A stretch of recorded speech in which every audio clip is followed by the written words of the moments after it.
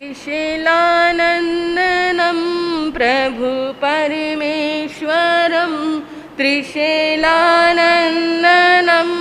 प्रभु परमेश्वरं स्वीकारो प्रभु मेरा आमंत्रणं स्वीकारो प्रभु मेरा आमंत्रणं वीर अतिवीर की धीर गंभीर की वीर अतिवीर की धीर गंभीर की सन्मति वीर की जय हो महावीर की सन्मति वीर की जय हो महावीर की सन्मति वीर की जय हो महावीर की।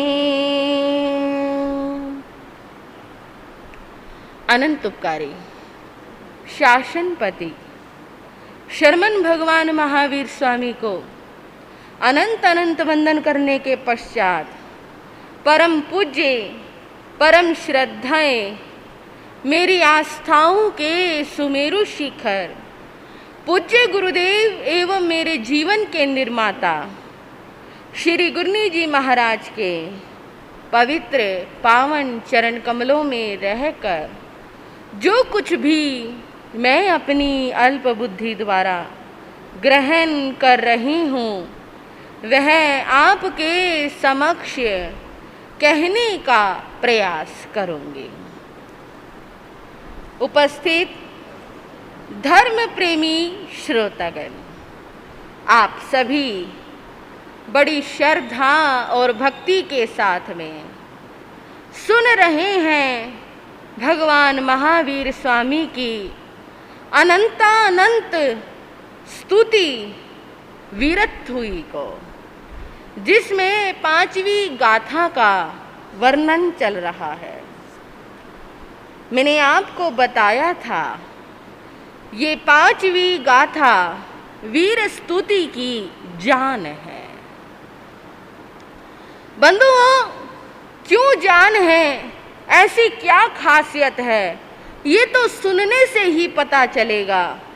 लेकिन जो इस गाथा का सुमरन करता है उसके सौभाग्य में वृद्धि होती है, उसके जीवन में मंगल ही मंगल होता है, ऐसा पढ़ने और सुनने में आता है। क्या है ये गाथा और क्या कहा इसमें सुधर्मा स्वामी जी ने? से सब दंसी अभिभूये नाणी नीराम गंधे धीमंठियप्पा अणुतरे सब जगंसी विजंग गंथा अतीते अभय अणाऊ। से सब दंसी अभिभूये नाणे। अभी तो हम इसी बात को समझ रहे थे कि प्रभु महावीर सर्वदर्शी थे। अभिभूये नाणी, उनका ज्ञान जो था अभिभूत था, यानी जो आकर ना जाए, जो समाप्त ना हो, जो व्यक्ति के आत्मा के साथ ही बंधा रहे, ऐसा उनका ज्ञान था, जिस ज्ञान को कोई भी परास्त नहीं कर सकता था। जो अन्य चार ज्ञान है, जिसमें मति ज्ञान, श्रुत ज्ञान, अवधि ज्ञान और मन प्रिय ज्ञान, ये आने के बाद जा सकते हैं। अगर ये ज्ञान किसी व्यक्ति की आत्मा में उत्पन्न हो जाए, परम उसकी साधना के द्वारा, उनकी तपस्या के द्वारा अगर ये ज्ञान उनके भीतर में आ जाए तो, लेकिन अशुभ कर्मों के उदय से, ज्ञानावर्णीय कर्म के उदय से या हमारी साधना में कमजोरी के कारण ये ज्ञान आकर जा सकते हैं। लेकिन बंधुओं, जो केवल ज्ञान होता है वो अनंत होता है, वो आकर कभी नहीं जाता। और ऐसा ही ज्ञान भगवान महावीर को था। इसलिए वो सर्वदर्शी थे, सब कुछ जानने वाले थे। आप सुन रहे थे, देखना दर्शन कैसा हो। श्रद्धा किस पर जमेगी? दर्शन के दो अर्थ हैं, जिसमें दर्शन यानी देखना, दूसरा सम्यक दर्शन का अर्थ है सम्यक श्रद्धा का होना। श्रद्धा यानी बंधुओं, इस बात को इस तरीके से समझेंगे, जब हम सम्यक रूप से देखेंगे तो उस पर सम्यक श्रद्धा भी करेंगे। अगर हमारा देखना गलत है तो श्रद्धा भी गलत ही होगी। अब आप ये सोचिए, क्या सही है क्या गलत है, कौन सा धर्म सही है कौन सा धर्म गलत है, कौन सा अहिंसामय है कौन सा हिंसामय है, ये हमें देखना है। किसके द्वारा? अपने ज्ञान के द्वारा। जब हम ये देख लेते हैं, जान लेते हैं, फिर उस पर सम्यक श्रद्धा उत्पन्न होती है। लेकिन जब तक हम सम्यक रूप से देखेंगे ही नहीं तो सम्यक रूप से श्रद्धा भी उत्पन्न नहीं हो सकती। और जो श्रद्धा उत्पन्न भी होगी तो वो श्रद्धा भी कर्म बंधन का कारण हो जाएगी, क्योंकि सम्यक श्रद्धा ही श्रेष्ठ है, सम्यक श्रद्धा ही मोक्ष में लेकर जाने वाली है। इसे हम समझेंगे माता मोरा देवी के द्वारा। देखना सभी का अलग अलग है। एक होता है देखना, एक होता है तकना, एक होता है निहारना, एक होता है घूरना। आंखें वही है, काम वही चल रहा है, देखने का काम चल रहा है, लेकिन इन चारों में अंतर है। एक तो सौम्य भाव से देखना, ऐसा देखना कि सामने वाले को प्रसन्नता हो, ऐसा देखना कि आपके देखने से सामने वाले का हृदय कमल खिल उठे, ऐसा देखना कि सामने वाला आपकी तरफ आकर्षित हो, इसे कहते हैं देखना। एक होता है तकना। तकना विकार सहित होता है। जब भी कोई विकारी व्यक्ति किसी भी स्त्री को तकता है, देखता है, तो उसको कहते तकना। तकते समय हमारी आंखों में विकार का भाव, विषय वासना का भाव उतर कर आ जाता है। एक होता है निहारना। निहारना भी बंधुओं राग भाव से संबंधित है, कि जब व्यक्ति किसी को निहारता है तो वो प्रेम के वशीभूत होकर और राग भाव के वशीभूत होकर किसी को निहारता है। एक होता है घूरना। ये प्रक्रिया कब होती है? जब गुस्सा आता है, जब हमारे मन में क्रोध का भाव आता है, जब हमारे मन में द्वेष का भाव आता है, ईर्ष्या का भाव आता है। ईर्ष्यालु व्यक्ति क्या करता है? सारे दिन इधर से जाएगा उधर से जाएगा, दरवाजों के पीछे खड़ा होकर, खिड़कियों के पीछे खड़ा होकर सारे दिन अपने द्वेषी व्यक्ति को घूरता रहेगा। या जब हम क्रोध करते हैं किसी के ऊपर, तब हम उसको घूरते रहते हैं। देखो कितना अंतर हो गया, देखने में ही कितना अंतर हो गया, दर्शन में ही कितना अंतर हो गया। अब इसमें से हमें ये जानना है यथार्थ क्या है, आत्म कल्याण का कारण कौन सा है। देखा तो हमने चारों तरह से देखा, लेकिन चारों तरह में सबसे श्रेष्ठ कारण कौन सा है? हाँ जी, श्रेष्ठ कौन सा है बताइए। इन चारों में आपको सही कौन सा लगता है? पहला, देखना। जब इंसान देखता है, सौम्य भाव से देखता है, निर्मल भावों से देखता है, जब वो देखता है तो उसके अंदर सामने वाले को जब वो संभाव से देखता है तो उस समय ना उसके अंदर राग होता और ना ही उसके अंदर क्रोध का भाव होता, ना ही द्वेष का भाव होता है। और यही दर्शन है।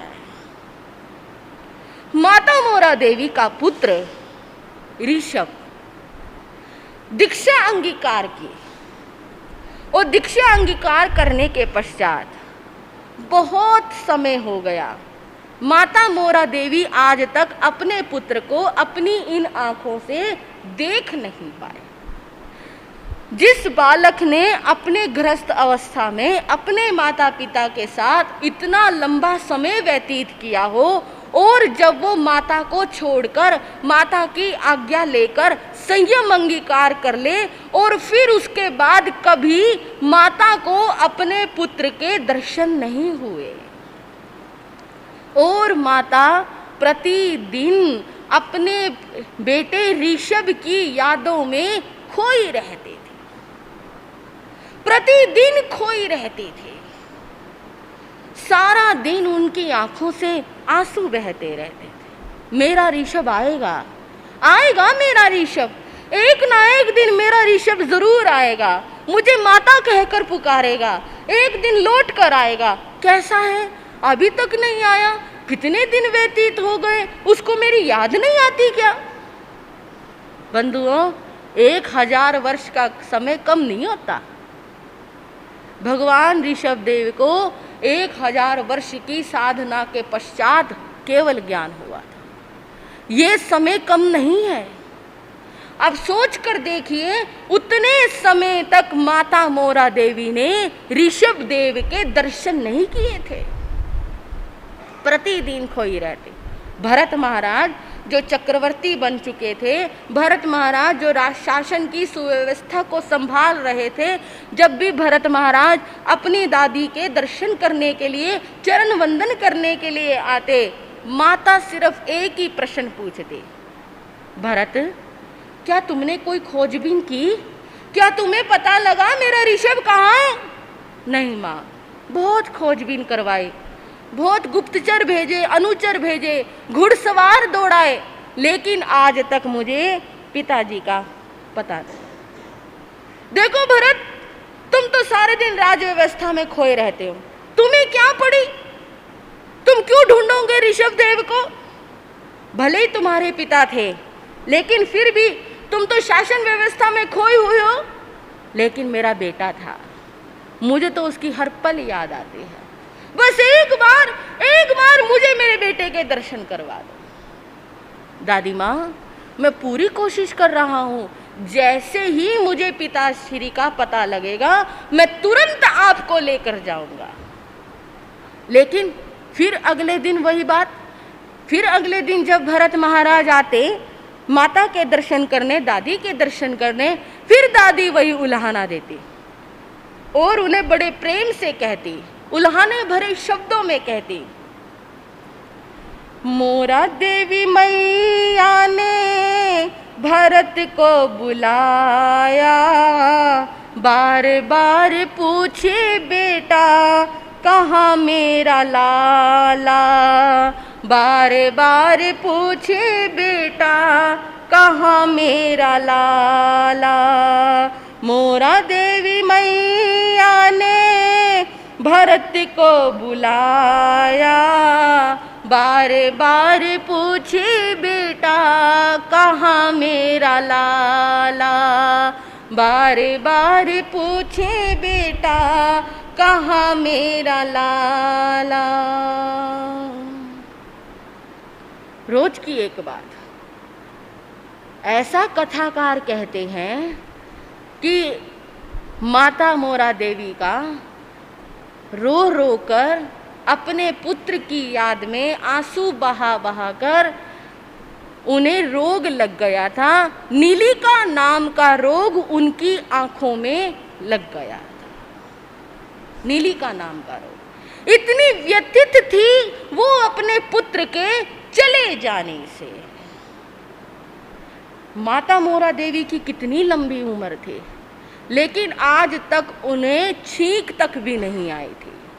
इतनी लंबी उम्र में भी उनका वेदनीय, शुभ वेदनीय नामकरण का इतना उदय था कि आज तक उन्हें छींक नहीं आई थी। लेकिन अपने पुत्र के वियोग में उन्हें एक ये रोग लगा, नीली का रोग।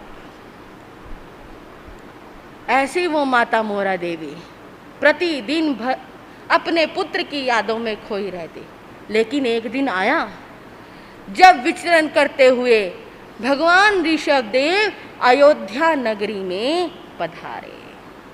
जैसे अयोध्या नगरी में पधारे, वनमाली ने तुरंत भरत महाराज को सूचना दी और अयोध्या नगरी में पधारते ही भगवान ऋषभ देव को केवल ज्ञान केवल दर्शन प्राप्त हो गया। जैसे ही उन्हें केवल ज्ञान दर्शन प्राप्त हुआ, देवी देवताओं ने समोसरण की रचना की और उस समोसरण में 12 प्रकार की परिषद आ रही है।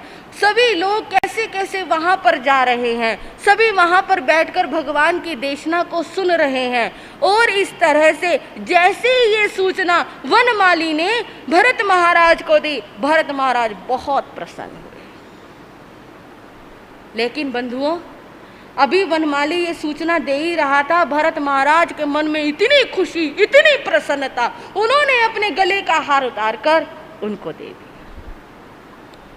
साथ ही एक और सूचना आ रही है राजमहलों से, बधाई हो महाराज, बधाई हो, आपको पुत्र रतन की प्राप्ति हुई। अरे बड़ा शुभ समाचार है, पुत्र रतन की उत्पत्ति हुई है। और उसी समय महाराज ने अशर्फियों का एक थाल उस बधाई देने वाली दासी को दे दिया। अभी बस अपने सिंहासन से खड़े ही हो रहे थे, तभी एक आयुधशाला से तीसरी सूचना आती है, बधाई हो महाराज, बधाई हो, आपकी आयुधशाला में चक्र रतन की उत्पत्ति हुई है। अभी तक भरत महाराज चक्रवर्ती नहीं बने थे, अभी तक वो अपने पिता के द्वारा दिए हुए शासन व्यवस्था को संभाल रहे थे। जैसे उन्होंने इस बात को सुना, इससे बड़े हर्ष की और बात क्या हो सकती है। बंधुओं, ये समाचार आपके पास भी प्रतिदिन जाते होंगे। स्थानक में गुरु आए हैं, अच्छा, एक दूसरा समाचार आ रहा है, अपने परिवार में उनके यहाँ लड़का हुआ है, अच्छा, तीसरा समाचार और आ गया, अपने परिवार में, अरे अपनी फैक्ट्री में जो हमने काम किया था उसमें हमें इतना प्रॉफिट हुआ, इतना प्रॉफिट हुआ, कंपनी ने हमें तुरंत बुलाया है, यदि हम तुरंत डील कर लेंगे तो ये जो टेंडर है हमें मिल जाएगा। हाँ जी भाइयों, कहाँ जाओगे सबसे पहले, सच सच बताना, कहाँ जाओगे? सबसे पहले टेंडर के पीछे जाओगे। बेटा तो वहीं मिलेगा, महाराज भी स्थानक में मिलेंगे, यदि कुछ छूटेगा तो क्या छूटेगा, टेंडर छूट जाएगा। सबसे पहले टेंडर लेकर आओ, फिर बेटे को संभालो, उसका जन्मदिन मनाओ। महाराज का क्या है, महाराज तो रोज ही, उनका तो आना जाना स्थानक में लगा रहता है, ये चले भी जाएंगे तो कोई बात नहीं, थोड़े से दिनों के बाद दूसरे आ जाएंगे, उनकी कोई परवाह नहीं। ये आपकी मनस्थिति है। लेकिन भरत महाराज इतने बड़े राजा, उनके पर कितनी जिम्मेदारी होंगी। पुत्र रतन का जन्मोत्सव मनाना, आयुधशाला में जो चक्र रतन मिला कोई सामान्य बात नहीं थी। वो चक्र रतन इस बात के सूचक था कि वो चक्रवर्ती सम्राट बनने वाले हैं। लेकिन फिर भी वो दौड़े दौड़े अपनी दादी के पास आए, दादी माँ आज मैं एक खुशखबरी लेकर आया, क्या मेरे बेटे को कुछ पता चला? हाँ माँ, वही तो खुशखबरी लेकर आया हूँ। मुस्कुरा के बोले भरत जी, सुनो मेरी मैया, मुस्कुरा के बोले भरत जी, सुनो मेरी मैया, 3 लोक के स्वामी बने वो खिवैया, 3 लोक के स्वामी बने वो खिवैया, पुत्र ऋषभ देव तेरा जग से निराला, बार बार पूछे बेटा कहाँ मेरा लाला, बार बार पूछे बेटा कहाँ मेरा लाला। इतने में बोली मैया, सुनो मेरे प्यारे, रो रो के अखियों में पड़ गए छाले, रो रो के अखियों में पड़ गए छाले, ऋषभ दुलारा मेरा बड़ा भोला भाला, बारे बारे पूछे बेटा कहाँ मेरा लाला, बारे बारे पूछे बेटा कहाँ मेरा लाला। भरत महाराज ने जब ये खुशखबरी सुनाई, माता की तो खुशी का पारावार नहीं रहा। मेरा ऋषभ आ गया, अपनी नगरी में आया है, अपने ही उद्यान में ठहरा है। भरत, बस एक बार मुझे ऋषभ देव के दर्शन करवा। चलो मेरी मैया तुम्हें लाल से मिला दूं, चलो मेरी मैया तुम्हें लाल से मिला दूं। इंद्र करे सेवा जिसकी शान वो दिखा दूं, इंद्र करे सेवा जिसकी शान वो दिखा दूं। लाडला ऋषभ तेरा जग से निराला, बारे बारे पूछे मैया कहाँ मेरा लाला, बारे बारे पूछे मैया कहाँ मेरा लाला। धर्म रथ तैयार करवाया जा रहा है, शोभा यात्रा तैयार करवाई जा रही है, पूरी नगरी में घोषणा करवाई जा रही है। आज भगवान ऋषभ देव को केवल ज्ञान केवल दर्शन प्राप्त हुआ है और उसी केवल ज्ञान केवल दर्शन महोत्सव को मनाने के लिए सभी नर नारी भगवान की देशना सुनने के लिए जाएंगे, उनके समूह शरण में जाएंगे, उनके चरणों में बैठकर उनकी मंगलमय वाणी को सुनेंगे। लोगों ने सुना, धन्य धन्य हो गए। आज ऋषभ देव कितने वर्षों के पश्चात आए हैं। बंधुओं, सभी लोग उमड़ उमड़ कर जाने लगे। वहीं भरत महाराज भी राज सवारी पर बैठे हुए थे। एक बहुत ऊंचे हाथी पर, हाथी के ओहदे पर माता मोरा देवी बैठी हुई थी। आगे आगे भरत महाराज का रथ चल रहा है, पीछे पीछे माता मोरा देवी का हाथी चल रहा है, पीछे पीछे एक विशाल सेना चल रही है।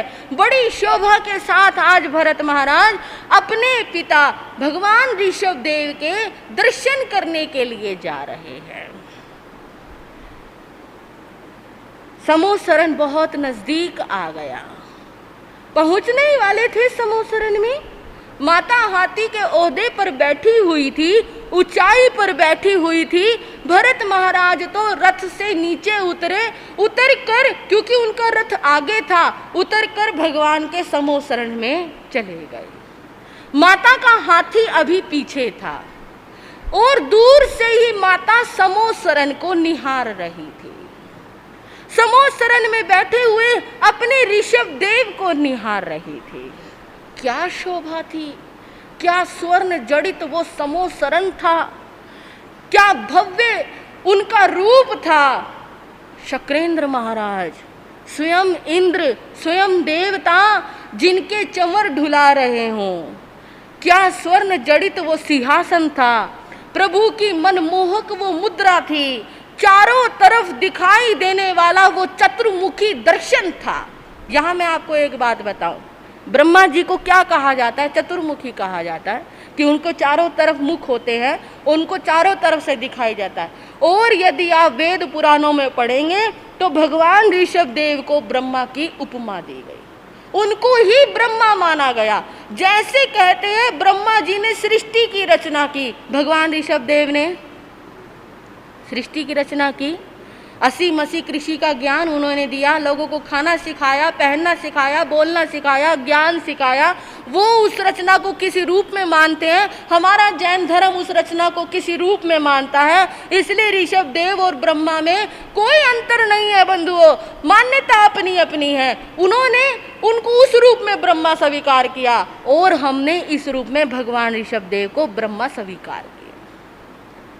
चारों तरफ से उनका दर्शन हो रहा है। माता तो देखकर हैरान हो गई, अरे कमाल है, मैं तो इसकी यादों में खोई हुई थी। मैं तो हमेशा यही सोचती रहती थी, पता नहीं कुछ खाया होगा या नहीं खाया होगा, पता नहीं सोया होगा या नहीं सोया होगा, उसको रात को नींद भी आई होगी या नहीं आई होगी, सड़कों पर घूम रहा है, विचरण कर रहा है, जंगलों में, वनों में, किस तरह उसका जीवन बीतता होगा। लेकिन ये तो, हाँ जी, ये तो क्या शाही ठाठ है। देवी देवता इसके तो चमर ढुला रहे हैं, मैं तो व्यर्थ में इसकी यादों में रोती रहती थी। भला इसको मेरी याद कहाँ आएगी।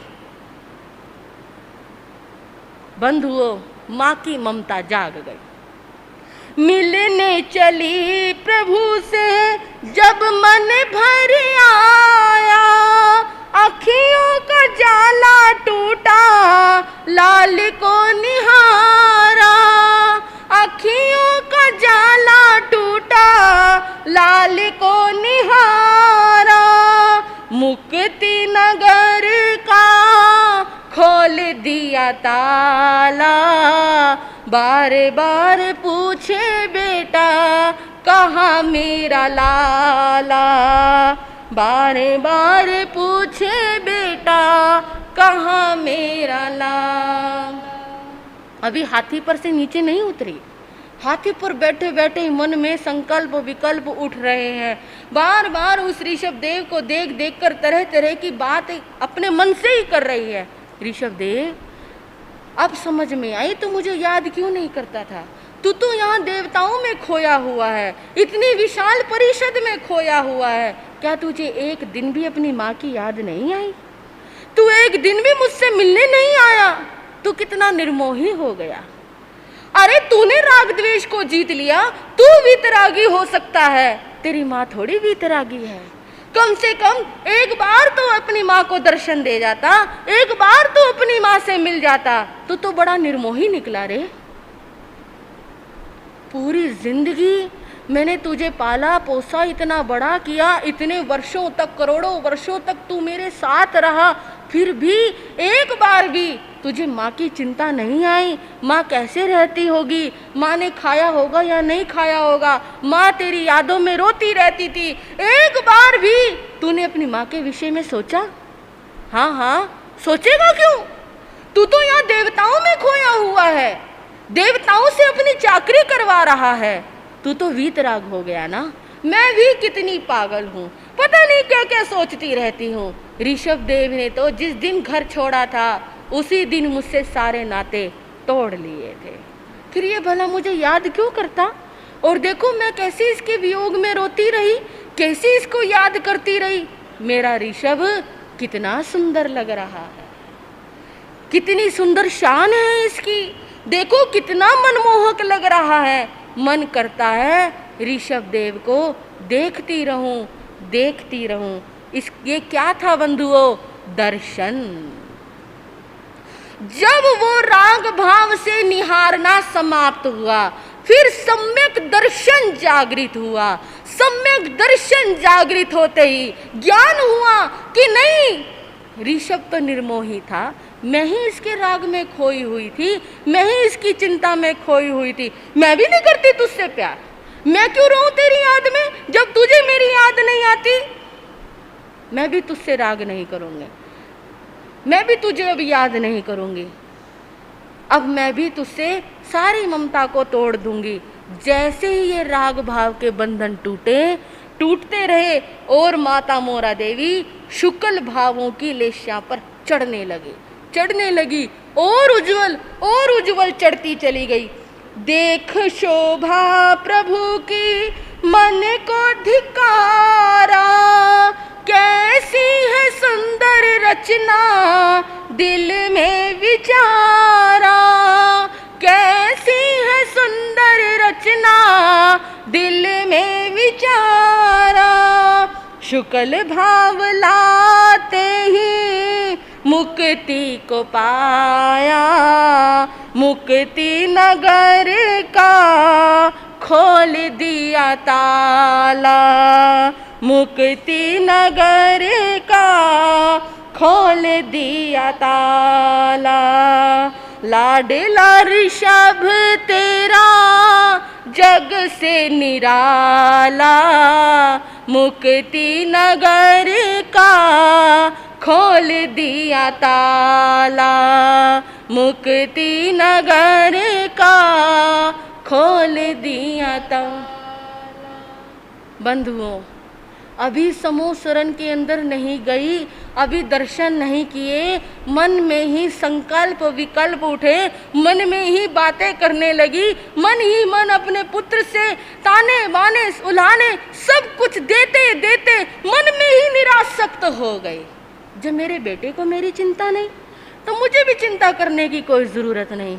ये तो कितने सुखों में है, कितने आनंद में है, मैं भी अब इससे राग भाव छोड़ देती हूँ।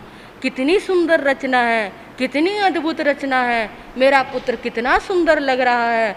ऐसे तीर्थंकर भगवान के दर्शन करते करते करते करते शुक्ल भावों की लेस्या को चढ़ते चढ़ते चढ़ते चढ़ते परम शुक्ल लेस्या को प्राप्त किया, और परम शुक्ल लेस्या को प्राप्त करते ही केवल ज्ञान केवल दर्शन को प्राप्त हुई। और जैसी केवल ज्ञान केवल दर्शन प्राप्त हुआ, अंतर मुहूर्त के भीतर भीतर हाथी के ओहदे पर बैठे बैठे ही माता मोरा देवी ने निर्वाण को प्राप्त कर दिया। बंधुओं, भरत महाराज बैठे हुए थे अपने पिता के चरणों में, देव दुंदुभी बजने लगी। देव दुंदुभी बजने का प्रतीक है या तो किसी को केवल ज्ञान प्राप्त हुआ हो, या किसी को निर्वाण प्राप्त हुआ हो, या किसी तपस्वी का पारना हुआ हो, तब देव दुंदुभी बजा करती है। लेकिन अभी तो ऐसा माहौल था ही नहीं। निर्वाण किसको प्राप्त हो सकता है, केवल ज्ञान किसको प्राप्त हो सकता है? क्योंकि अभी तो तीर्थंकर भगवान तीर्थ की स्थापना कर रहे थे, अभी तो तीर्थंकर भगवान के चरणों में लोग दीक्षित हो रहे थे। ये सब क्या माजरा था? भरत महाराज हैरान रह गए। उन्होंने अपने प्रभु से पूछा, प्रभु ये देव दुंदुभी क्यों बज रही है? भरत, अभी अभी तुम्हारी दादी माँ माता मोरा देवी को निर्वाण की प्राप्ति हुई। माता मोरा देवी को निर्वाण हो गया? हाँ, जैसी वो इस समूह शरण में आई, समूह शरण में आकर उन्होंने मुझे देखा, मुझे देखते उनका राग भाव, प्रशस्त राग भाव जागृत हुआ। फिर उन्होंने प्रशस्त राग भाव का त्याग किया, धीरे धीरे राग द्वेष से रहित होते हुई केवल ज्ञान केवल दर्शन को प्राप्त किया। और इस तरह से अंतर मुहूर्त के अंदर अंदर उन्होंने निर्वाण को प्राप्त किया। बोलिए प्रथम तीर्थंकर श्री ऋषभदेव भगवान की। इसे कहते हैं सम्यक दर्शन। निहारना, देखना, किस तरह का देखना?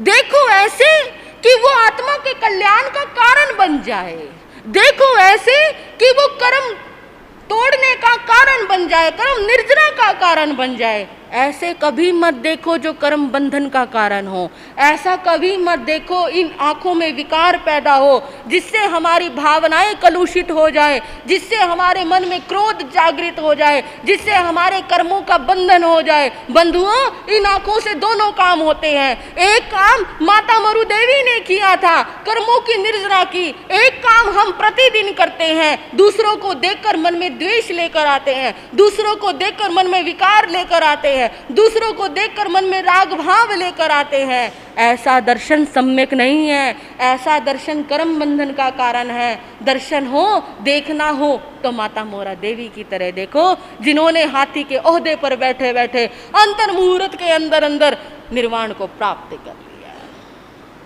दर्शन ऐसा चिंतन करके देखो, जब एक तीर्थंकर भगवान की उपासना का, उनके दर्शन का इतना फल मिल सकता है, तो उनकी स्तुति का कितना फल मिलेगा? हम सुनेंगे अगले समयों में उनकी स्तुति को, और क्या बताते हैं आगे सुधर्मा स्वामी जी। इतना ही कहकर मैं अपने विषय को विराम देती हूँ। अब श्री गुरु जी महाराज की मंगलमय वाणी आप सभी श्रवण करेंगे। बोलिए भगवान महावीर स्वामी की।